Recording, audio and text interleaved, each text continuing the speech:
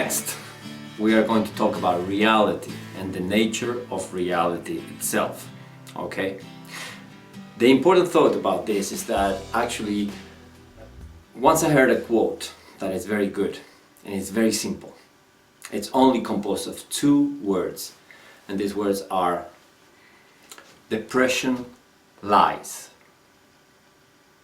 You see, the thing is that perception is a subjective thing. When we are depressed, when we are down, we are seeing the world in a particular way. It doesn't mean that the world is objectively like that. This is a very powerful thought, something that is important to think about, because if we want to feel better, if we want to live life at our best, we have to understand that as we go up and down in our moods, there will be times when we have this biased view of the world, when we feel that the world is not as fair, as beautiful, as happy place as we would like it to be.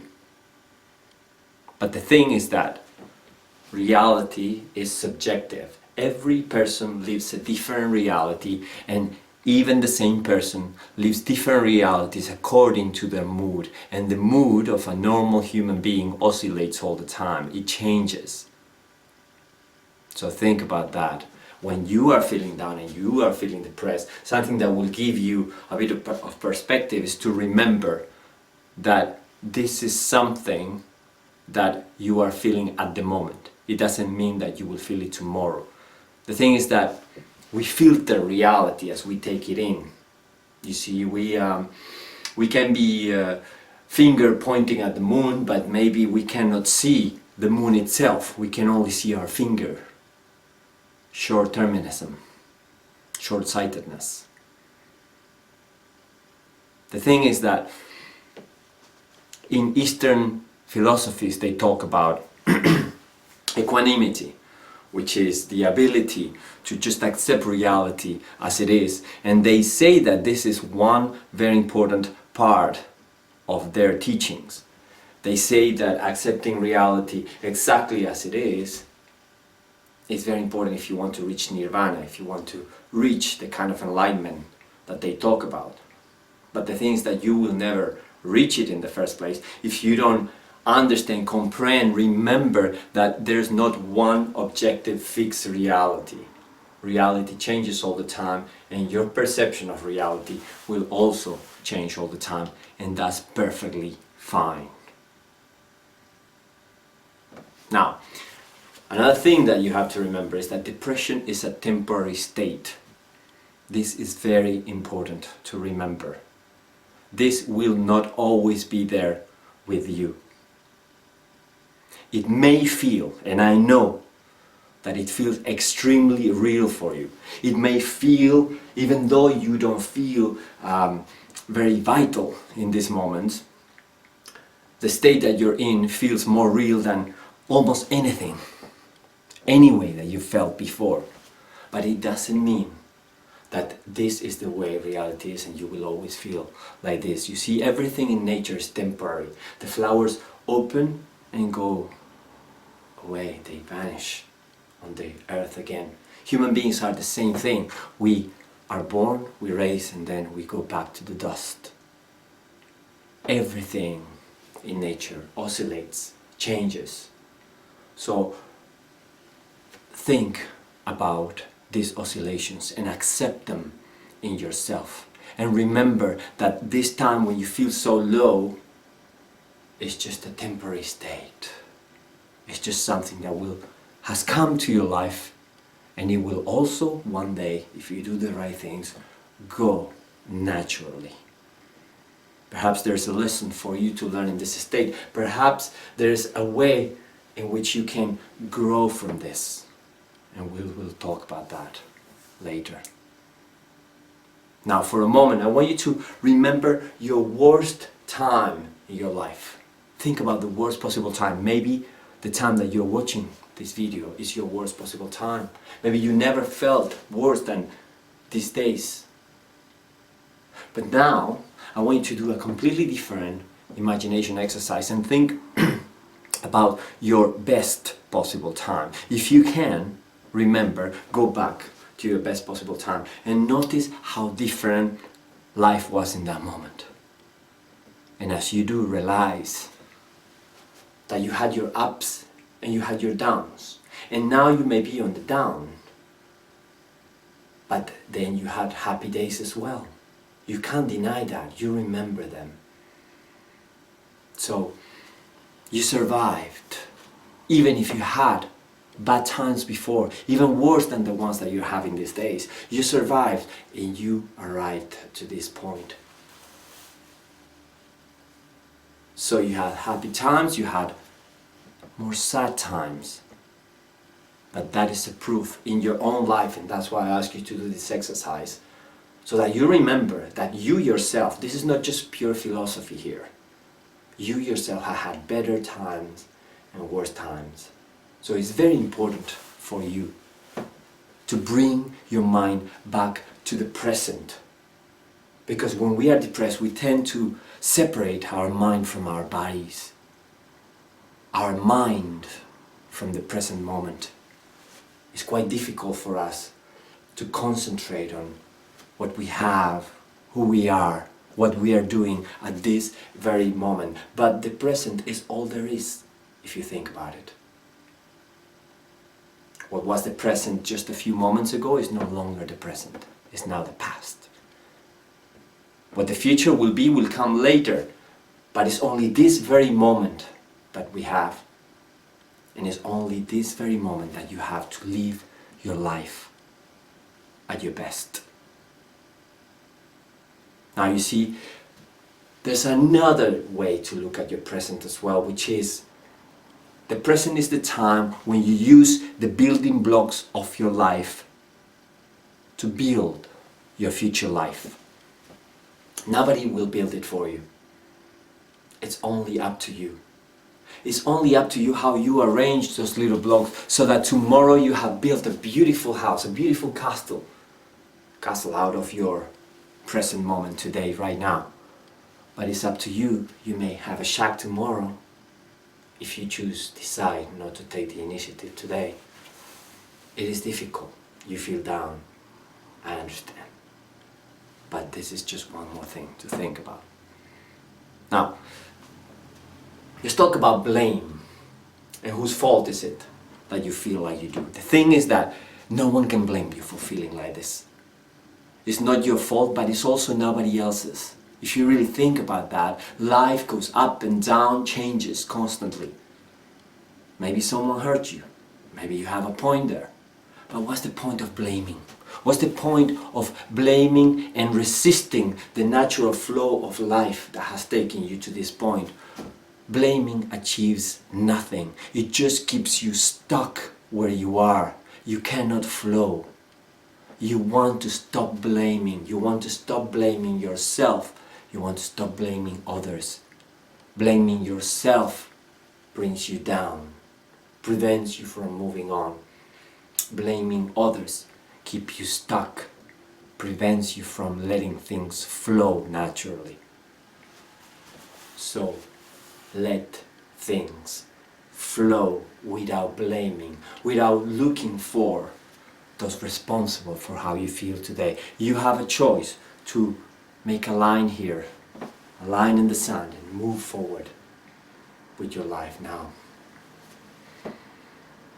Now let's talk about your feeling, the feeling that you may have had at some point, which is that very common feeling when we feel down, which is the feeling of, let me do it for you. Sometimes when we feel down, we feel that we are the depression, and then we become a walking depression. Maybe you're a female. I'm a great artist. I know. But my point is that you are not your depression. And it's very important that you remember this. This is just a temporary state that you're going through. You are not your state.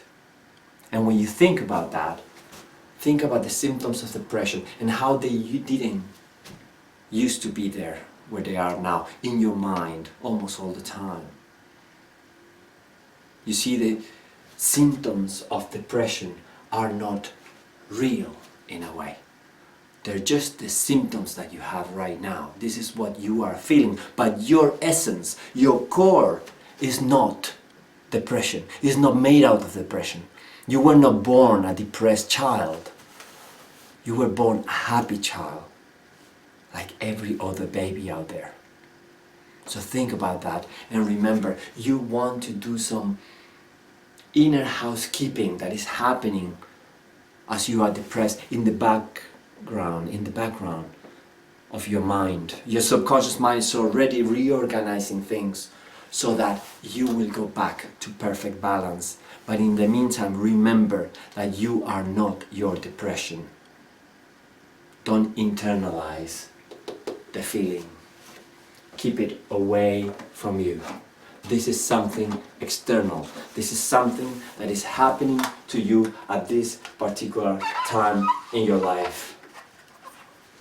This is depression. Like a cloud over you. Like a cloud that doesn't let you see the sun, but is away from you. And this cloud, like every other cloud, will sooner or later pass, will go away, and the sun, yes, the sun will shine again. So remember that. Let's get rid of my masterpiece now and move on to the next slide. So what do we have now? Let me check my notes. Yes, I love this slide because this slide talks about perfectionism and how perfectionism is immobilizing. In fact, I was sharing this opinion with a person I know, and she was telling me, wow, that was really good. That was really useful for me to know this, to have your perspective on this. And my points were very simple, and I took notes of that so that I will remember. And my main point is that, you see, if you try to be perfect, you will never get it right. If you try to be perfectly happy, you will never get it right. If you're feeling down, sad, depressed, unmotivated, low on energy, your objective shouldn't be perfect health, shouldn't be perfect in absolute happiness. You can't. It's normal. It's fine. Just set yourself goals that you can get to, but start moving, start taking action so that you go there. You see, perfectionism, remember, write it down. Perfectionism is immobilizing. Perfectionism, therefore, leads to frustration, and frustration leads to low self-esteem. So, look at the link. You want perfection, which leads to frustration, a big part of depression. Frustration leads to anger. And this compressed anger that you don't express is internalized, and it attacks your sense of self-worth. Look at all that. Look at this thing that they have led us to believe that is a good thing to strive for. How much damage it can do. Perfection leads to frustration, which leads to anger, which leads to self-worth, to low self-worth. So think about that next time you feel that drive to do things perfectly. And remember that if you want to feel better and live life at your best, it's much better to strive for something else, and I'll tell you what you should strive for.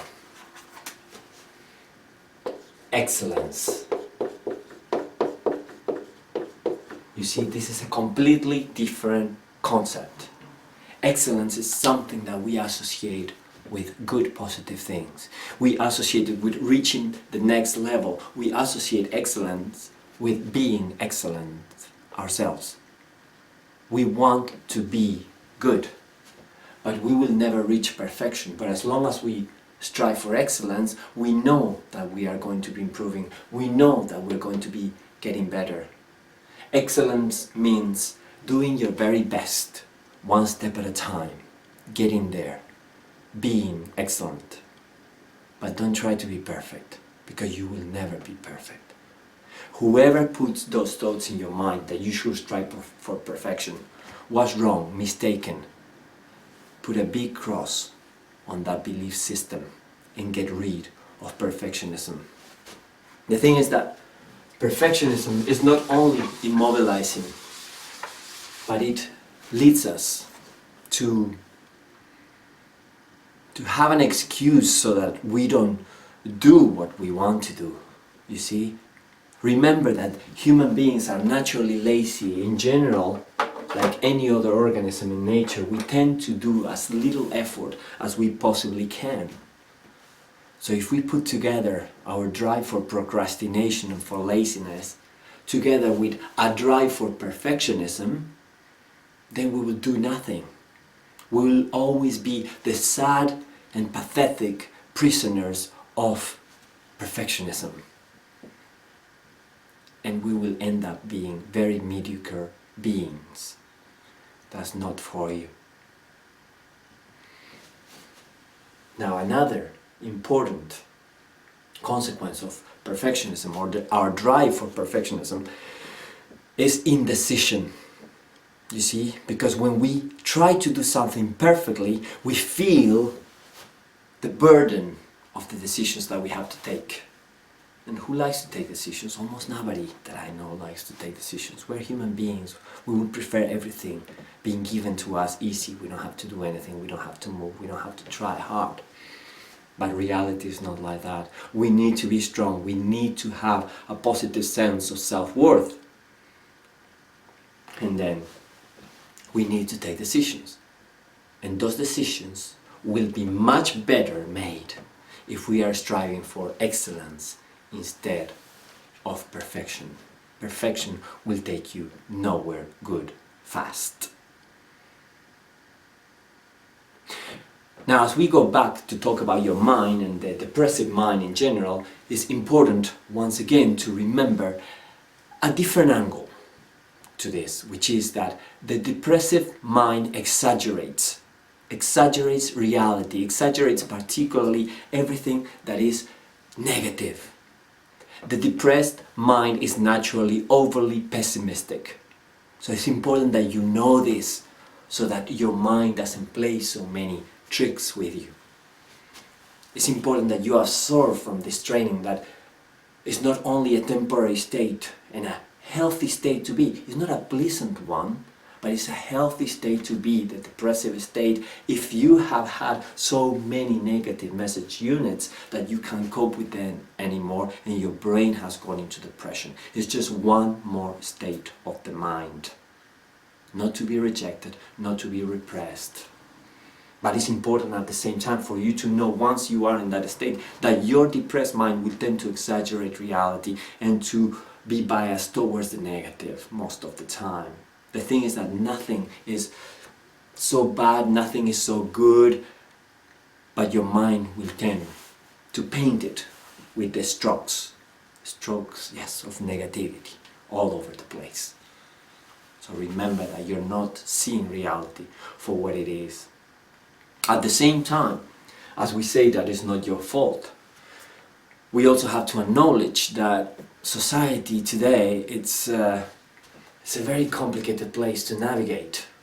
Okay, we have a great disparity between what society says that we should do and what we can actually achieve,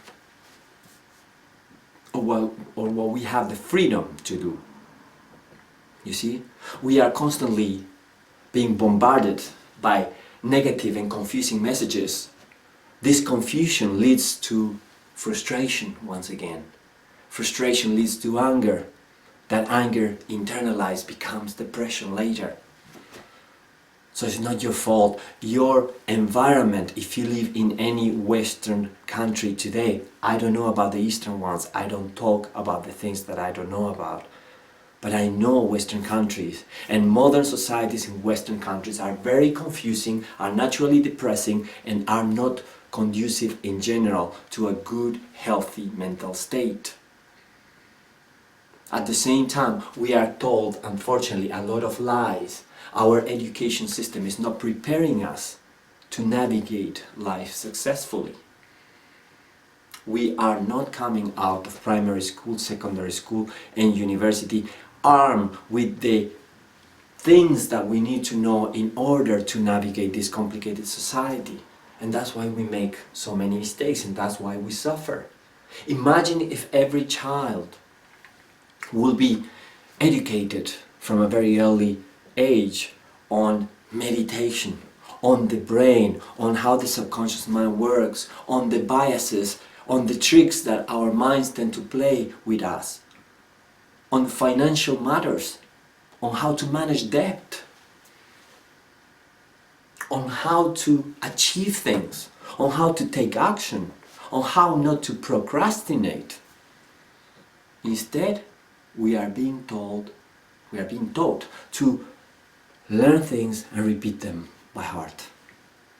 Many of these things are very irrelevant to the challenges that we are going to have later down the line. So whose fault is it? Everyone in general. We are all letting it happen in the Western world. But the thing is that reality is what it is. The world is very confusing out there. It's good for you that you are watching this video today so that you get to know more about how life is and how particularly your mind works. But not everyone has this opportunity, and they are very confused, and confused people are confusing. This is something that I say very often to my clients when they come with relationship problems, and it helps them a lot. Just that simple saying, it helps them understand why they're suffering due to their partner or their partner's indecision about their relationship. Confused people are confusing. So if you're surrounded by people that are finding it really hard to navigate the modern Western world, it's normal that you will also tend to be confused about these things. Once again, it's not your fault. Now, I want you to think about something else. Let's move on. And this is I'm going to ask you some questions that are going to give you perspective on your not feeling so well. And this is the first question. Would you feel as you feel today if your life was going great?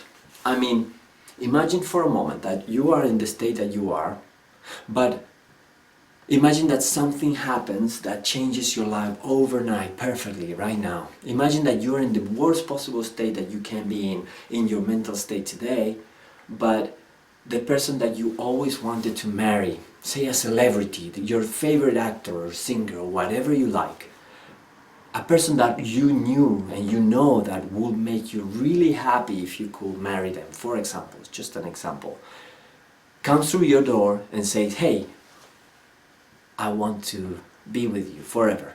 I'm all yours. That would be interesting, wouldn't it? Would you feel it the same way? Wouldn't that affect your mental state right away? Wouldn't you feel at least a little bit better? Wouldn't things change? You see, we are sensitive beings. Our environment has a very important influence in us. So it's very important for us to know that we will not feel this way if external things will also be going in a different direction. Imagine if you were to win the lottery tomorrow. $20 million, whatever, I don't know. What will happen then? How will you feel? Imagine if suddenly you knew that you don't need to work for one more day in your life, and imagine that all your dreams could come true financially. You have the power, you can do it. What will happen then? Why am I asking you this? To remind you that not only things can change, and they could change tomorrow for the better, but that if you were in a different set of circumstances, you wouldn't feel so bad. So once again, you are not the depression is not yours. You are just feeling the depression at this moment. But remember, thoughts are things. Imagine a good reality and you will have the motivation to build that reality for yourself. But if you allow yourself to get trapped, wrapped around this negative mental state, then you are much more likely to be there forever. But these questions will give you perspective. So remember, every time you feel down, every time you feel at your very worst, think, if everything was going perfectly, will I still feel this way? That will give you some important perspective there. I'm a therapist. Many of my clients pay me to ask them these kind of questions, because within the questions are insights that you can get to yourself in your own way and find that things may be different to what you have been feeling so far or thinking so far. Now, let's talk about the myth that worry is useful. Let's talk about the most pessimistic people you know. Maybe the most pessimistic people you know is yourself. But let's talk about that myth that says that life must be hard. You see, for some reason, we can talk about relationships again. And sometimes I have clients that come to me with relationship problems, and they have this feeling, they have this belief, they have hypnotized themselves into thinking that relationships need work. And this doesn't always have to be so. This is something that they heard, and they heard it so many times that now they believed it, they internalized it. So somehow, at the subconscious level, they may be sabotaging the relationship without realizing that they're sabotaging it because they believe that relationships need work. Therefore, a relationship that is not in crisis mode from time to time is not good. There's something wrong there. Now, as we talk about you individually, it's very important for you, and this is my point, that you realize that life doesn't have to be hard. That if you are one of those people who think or believe or has come to believe, oops, where's my microphone? That life has to be hard, think again. Get rid of that limiting belief, because it doesn't have to be so. Now, when we say things will get worse, we may mean that things will get worse immediately or in the future, in some kind of abstract future. And this, in turn, becomes our life script. This is much worse than thinking that things will go wrong tomorrow. Just having the general abstract feeling that things will go wrong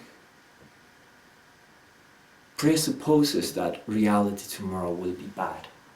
Get rid of this limiting belief right away. Life doesn't have to be hard in any way. For a lot of people, life is not hard, and this depends a lot of their attitude in life, of how they think, of how they choose to make an effort to see life differently. A lot of people that I know are not born optimists. They made themselves so. So remember, when you expect the worst, you are creating self-fulfilling prophecies. When you expect that relationships should be in crisis from time to time, you will have, surprise, surprise, more crises in your relationships. It's normal, because you're making it happen. It's as if you want it in a way. But when you have this self-limiting belief for yourself, you are also, remember, harming your system. The mind and the body are strongly connected. There's more and more research that a great deal of the incidence of cancer that we have in modern societies, of course, may have a biological and organic component. But as we learn to know more, as we learn more about the mind, how it works, and particularly about the subconscious mind, and the things that we repeat to ourselves and how they create feelings in our body, there's more and more research that shows that people that have a positive outlook in life get rid of cancer much faster than those that have a negative outlook in life. Those that think that cancer or something else is just a temporary thing, they heal much faster and much better. So make sure that you're not limiting yourself and creating a negative future because you have absorbed the belief that worry is useful and things will get better. So why should I expect the best? It's safer and better to expect the worst. Stupid belief completely. Get rid of it. Now, let's do a summary of the last few slides. So what do we have? Notes there. Number 1, perfectionism equals frustration. Remember, frustration, anger, sadness, low self-esteem. Perfectionism is your enemy. Strive for excellence instead, okay? Now, 2, the depressed mind exaggerates. Remember, you're not thinking logically, you're not thinking objectively, okay? 3, society lies. It's normal that you feel as you do because you had a lot of confusing information coming your way. I dedicate 50 pages of my book, The Happening of Happiness, on a chapter that is called Why You Feel Like You Do. It took me 1 whole week to write that chapter because it's about all the things that happen, all the things that you're receiving consciously and subconsciously as you live your life in a modern Western society that you don't realize that are affecting you and taking you towards depression in a way. 4, would you feel this way if things were perfect in your life? Perspective. And 5, destroy the myth, dispel it, get rid of it, that worry is useful. Stop expecting the worst and begin to expect the best instead.